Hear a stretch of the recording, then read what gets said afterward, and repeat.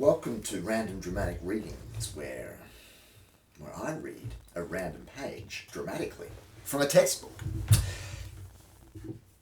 Today's textbook of choice is Motor Learning and Control, Concepts and Applications by McGill. This is the 9th edition. This is a standard for a real staple foundational text for biomechanics and motor skill acquisition.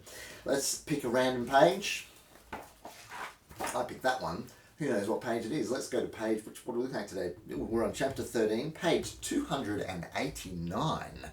Transfer of learning.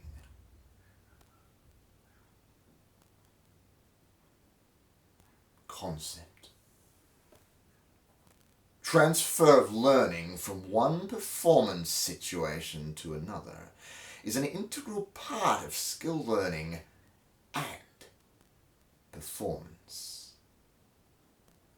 After completing this chapter, you will be able to define transfer of learning as it applies to the learning of motor skills.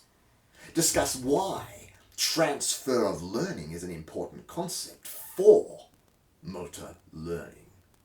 Discuss 2 reasons proposed to explain why transfer occurs. Define negative transfer and relate it to motor skill learning situations.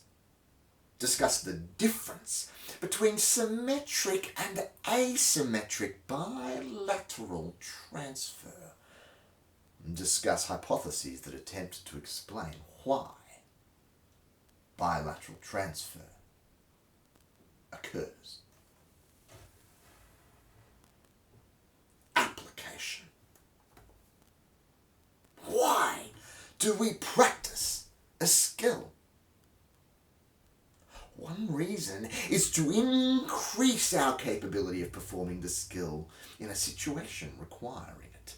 We want to be able to accomplish specific action goals when we need to, whether we perform everyday skills, work skills, or sport skills.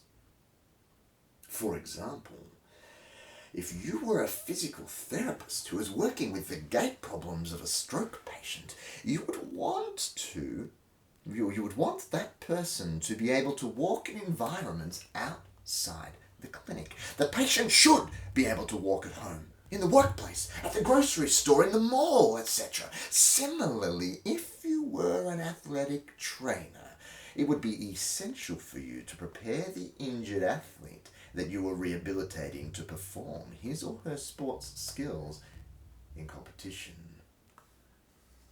And if you were a basketball coach, you would want your players to play well in games as well as in practice.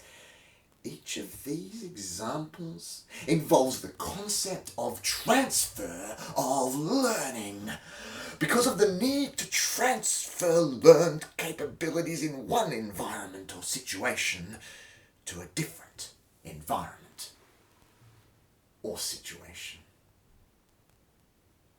In fact, one of the goals of practicing a skill is developing the capability to transfer performance of the skill from the practice environment to some other environment in which the individual must perform the skill so that he or she can achieve the same action goal.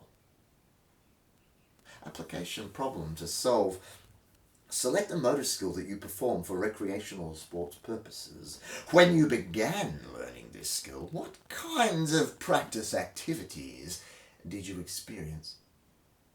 How well did they prepare you to learn the more complex aspects of this skill?